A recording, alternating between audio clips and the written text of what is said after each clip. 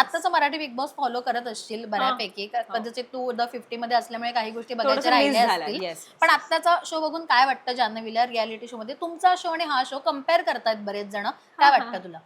हा, कम्पॅरिझन तर होणारच. आमचा पण जेव्हा शो सुरू होता तेव्हा पण कम्पॅरिझन व्हायचं. सो कम्पॅरिझन तर होतं, पण मला असं वाटतं की प्रत्येक सीझन हा नवीन काहीतरी घेऊन येतो.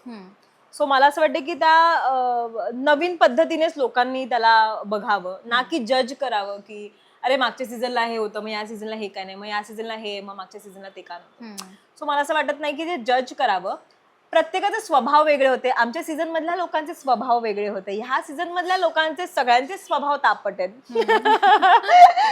सो आमच्या सीझन मध्ये काही शांत होते, काही अति आगाऊ होते, आणि मी पण होती त्यात. सो प्रत्येक सीझन हा वेगवेगळा असतो आणि प्रत्येक सीझन काहीतरी वेगळं घेऊन येत असतं. सेम सेम असतं तर लोक का बघतील, नाही का? सो ह्या वेळेचे स्वभाव वेगळे आहेत लोकांचे, यावेळेची भांडण्याची पद्धत वेगळी आहे, स्वतःला प्रेझेंट करण्याची पद्धत वेगळी आहे. सो मला मजा येते ओव्हरऑल बघायला. पण कुठला कंटेस्टंट तुला आवडतोय किंवा त्याचा गेम प्लॅन आवडतोय, असं तू कोणाला सपोर्ट करतेस असं आहे? मी ऍक्च्युली कोणाला सपोर्ट नाही करत आहे.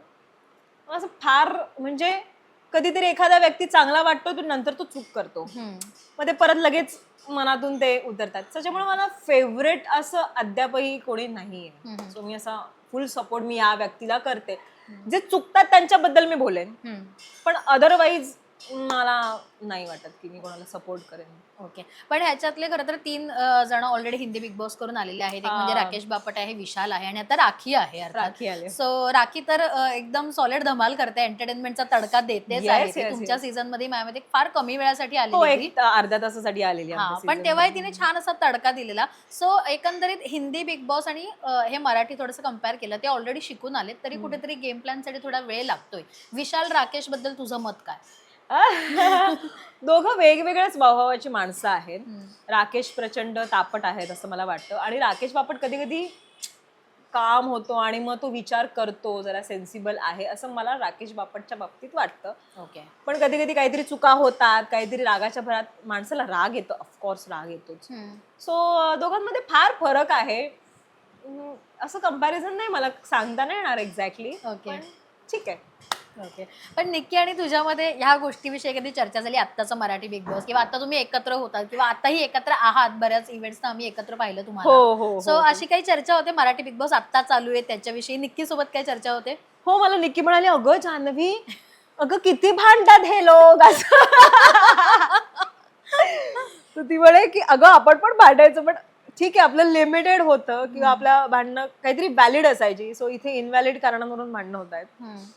सो तो एक मुद्दा आमच्यात बोलणं होतं. राखी आले त्याच्यावरून पण आमचं बोलणं झालं. सो निक्की पण म्हणाली की राखी आहे म्हणजे एंटरटेनमेंट ऑफकोर्स असणारच.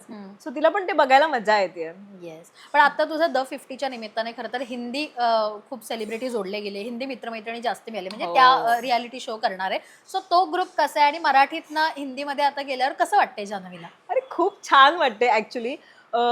जे जग मी आपण टीव्हीवर बघायचो, आता ते मी प्रत्यक्षात अनुभवते. त्या सगळ्यांसोबत फिरतीये, राहतीये. सो प्रत्येकाचे स्वभाव, गेम खेळण्याची पद्धत, त्यांच्या स्ट्रॅटर्जीज सगळं वेगवेगळं आहे. ते मराठीशी आपल्याला काहीच संबंधच नाही अगं. त्याच्यामुळे बऱ्याच गोष्टी त्यांच्याकडनं नवीन मला शिकायला मिळतात. मी नवीन गोष्टी एक्सपिरियन्स करते. सो मला एकंदरीत मजा येते त्या सगळ्यांची फ्रेंडशिप करून. जान्हवीला आता कुठल्या आणखी रियालिटी शो मध्ये सहभागी व्हायचं? आता खरं दोन रियालिटी बॅक टू बॅक तू शो केलेस, आणि आता जर पुन्हा एकदा चांगले हिंदी रियालिटी शो कुठले रियालिटी शो मला खतरों के खिलाडी करायचे. ओके. पण तेवढी तुझी तयारी पण आहे ते सगळं करण्याची. महाराष्ट्राची विसरतेस का? सो ऑफकोर्स मला खतरों के खिलाडी माझं सगळ्यात फेवरेट आहे. मला झलक दिखलाजा पण करायचंय. ओके. कारण की मी डान्सर आहे. सो मला ते करायचंय आणि ऑफकोर्स मला हिंदी बिग बॉस पण करायचंय. सो बघूया तिघांपैकी काय कुठला नंबर लागतोय. ह्या सगळ्यात जान्हवीला घरचा सपोर्ट खूप इम्पॉर्टंट असतो जान्हवी, आणि एवढे बॅक टू बॅक शोज करताना किंवा एवढ्या इव्हेंट्स करताना घरात फार कमी वेळ देता येतो. मुलगा आहे, नवरा आहे, सासू आहे, जॉईंट फॅमिली आहे. काही वेळेला घरातल्यांचा सपोर्ट कसा मिळतो जान्हवीला? सगळे अंडरस्टँडिंग आहेत ग. म्हणजे ईशान जरी लहान असला तरी त्याला माहिती की मम्माला शूटसाठी बाहेर जावं लागतं, मम्मा जास्त घरात नसते.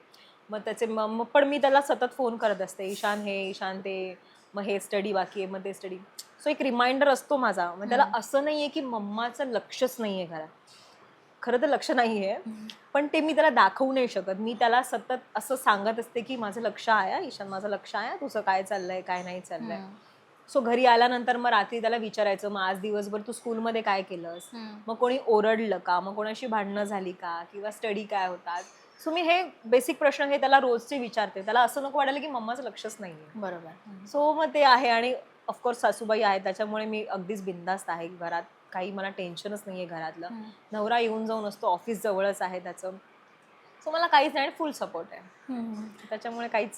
पण नवऱ्याने आणि मुलाने द 50 मध्ये जेव्हा तुला छान टास्क वगैरे करताना पाहिलेलं, दोघांची कुठली कमेंट तुला जास्त आवडली किंवा दोघांनी येऊन कसं कौतुक केलं तुझं? कौतुक म्हणजे ईशान तर अनएक्सपेक्टेड होतं की मी इतक्या लवकर बाहेर कशी काय आली. सगळ्यात पहिलं तर शॉक होता त्यांना. पण ऑफकोर्स ते इंटरनल वोटिंगचा शो असल्यामुळे आतले लोक ठरवणार होते. बरोबर. त्याच्यामुळे जर बाहेरच्या वोटिंगचं असतं तर ऑफकोर्स मी असते एंड पर्यंत. सो त्याच्यामुळे तो पहिला तर शॉक होता त्यांना की मी बाहेर कशी काय आले. पण एकंदरीत त्यांना गेम बघायला मजा आली, म्हणजे ईशान पण एन्जॉय करत होता.